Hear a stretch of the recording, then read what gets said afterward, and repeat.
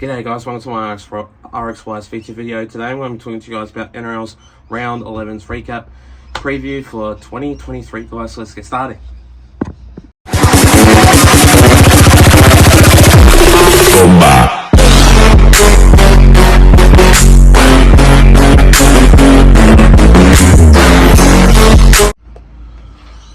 So starting off with this first game of this match, we see the Storm going up against the Broncos. Now 24-16, very average scoreline that was. Very particular scoreline. That match really took it up to a whole new level, and there was punch-ups every single time. Frustrations happened, momentum happened. These two sides were particular in that momentum and that physicality of the team. Like basically both teams, and the Storm really had that momentum right, and knowing what you can and can't do was just absolutely crazy for them.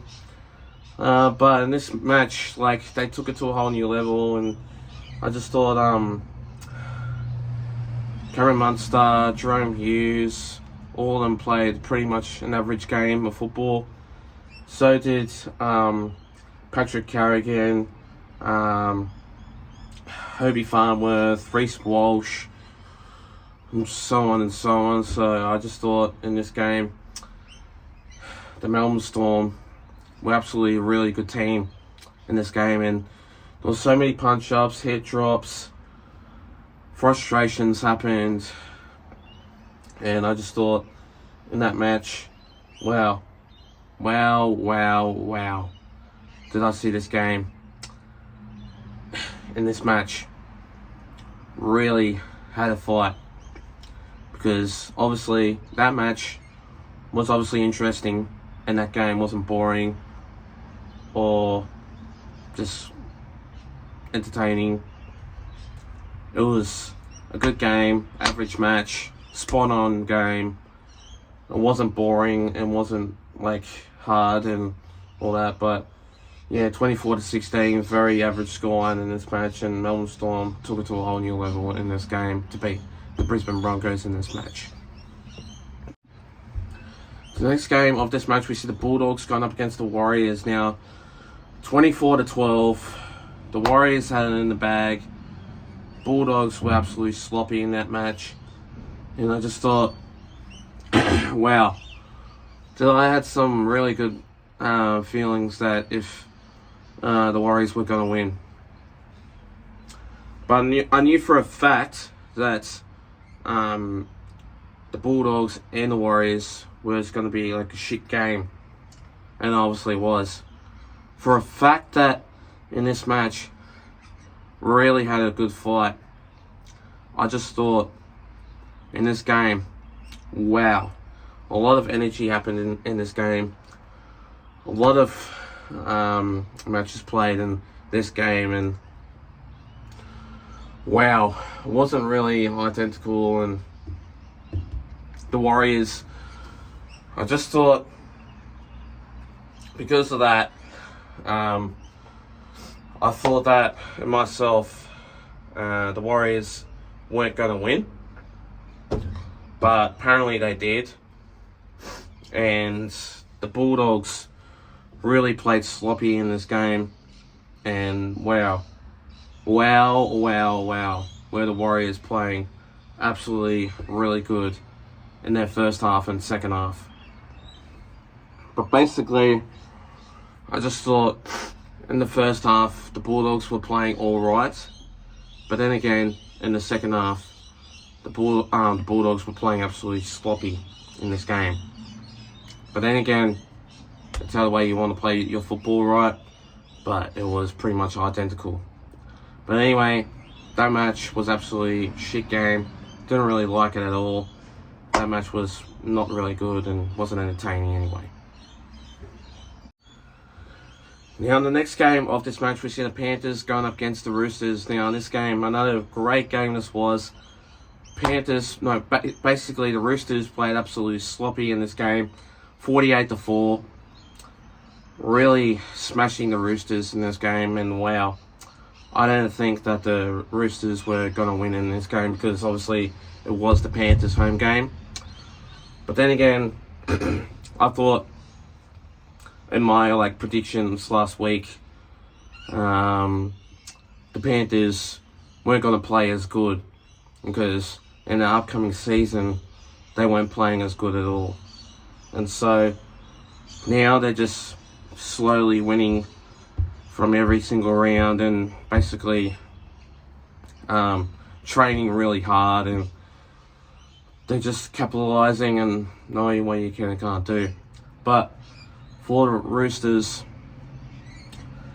I just feel so sorry for James Tedesco. I just don't think that James Tedesco deserves to play in the fullback side for the Blues in this match, basically in that match, because how the way his performance wasn't very spot on, and they got absolutely demolished against the Panthers. And it was basically going tries after tries after tries after tries. And it was just basically Jerome Luai and Nathan Cleary's game. And basically, like, if I was there, I would have cheered on for the Panthers anyway, because I know for a fact that Roosters weren't going to win in this match. And now they're just struggling with so many players out with injuries, suspensions, concussions, stuff like that. But anyway, 48-4, very good game by the Panthers to demolish the Roosters in this match.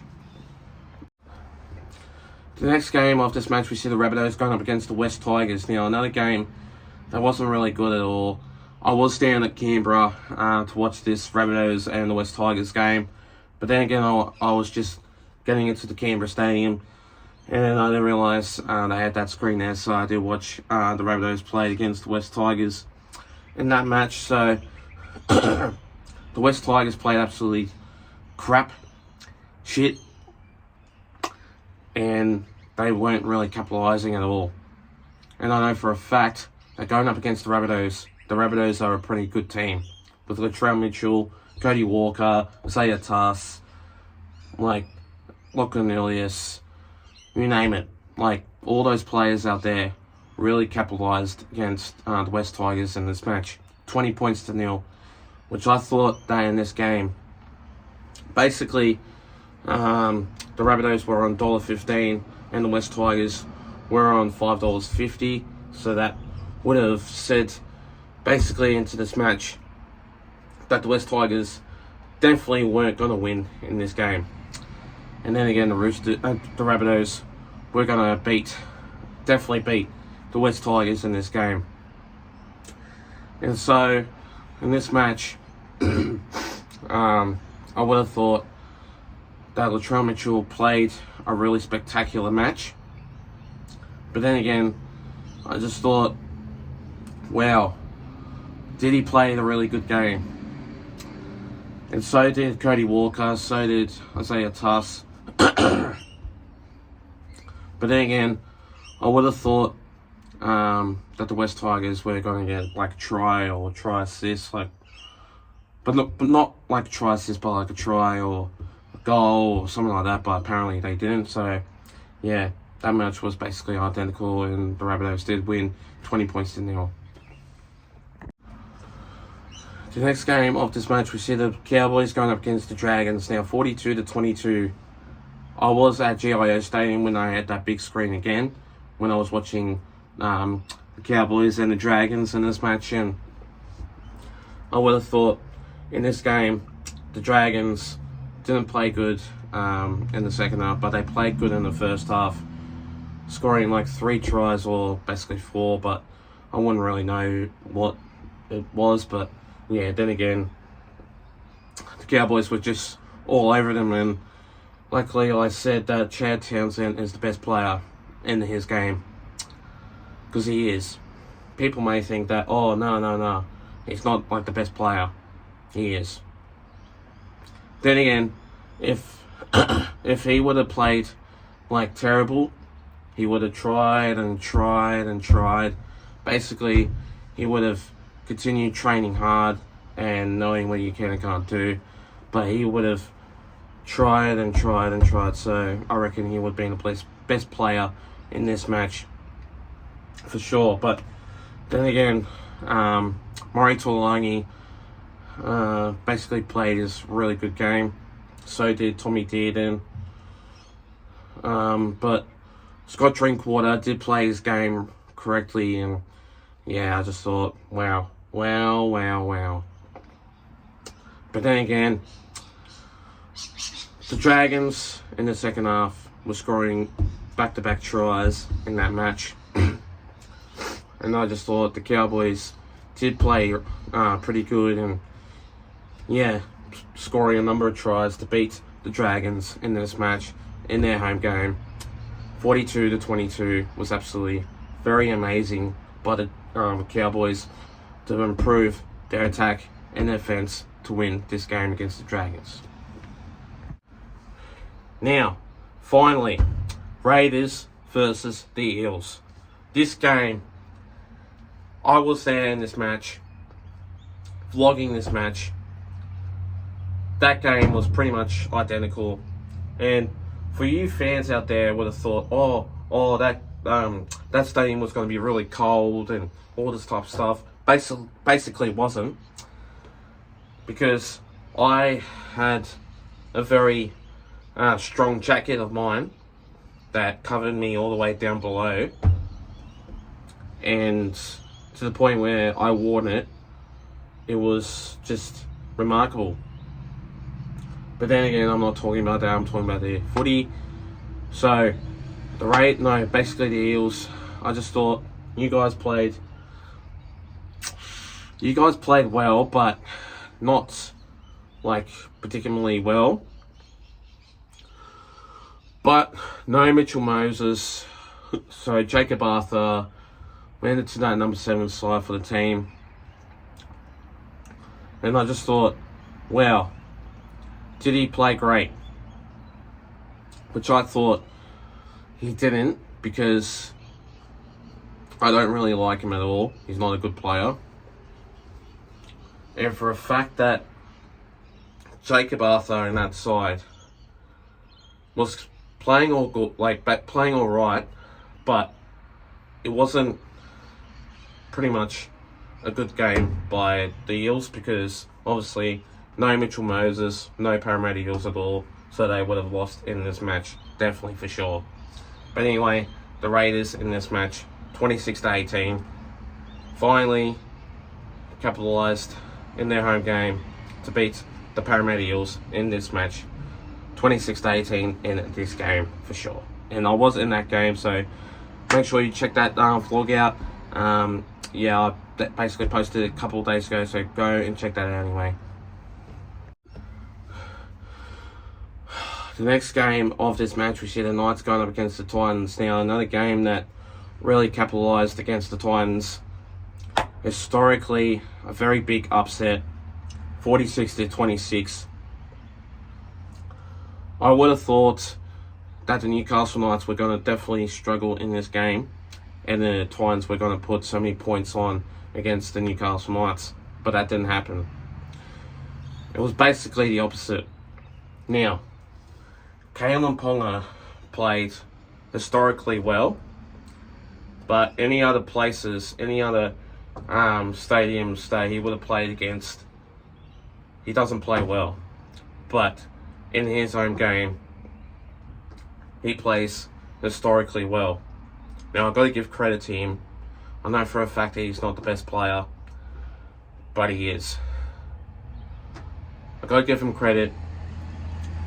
I've got to give him the man of the match, because he did play well. But what about the Titans? They tried hard. They tried really well. And for Dave Fifita running the whole length of the field, which I could not believe that for a fact they did not get tackled at all. And running the whole length of the field, he would have been tired. He would have been really puffing.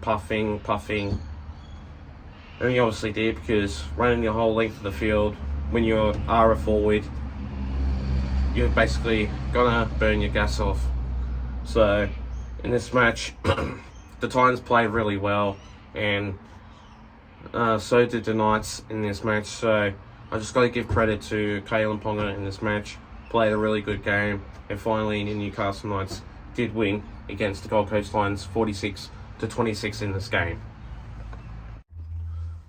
And finally, the next game of this match, we see the Manly Sea Eagles going up against the Cronulla Sharks. Now, in this match, wow, did I see some great performance by the Cronulla Sharks. 20 points to 14 in this game. Wow, did the Manly Sea Eagles play a really historical game. Basically in the second half, but in the first half, it was all Sharks ball anyway. So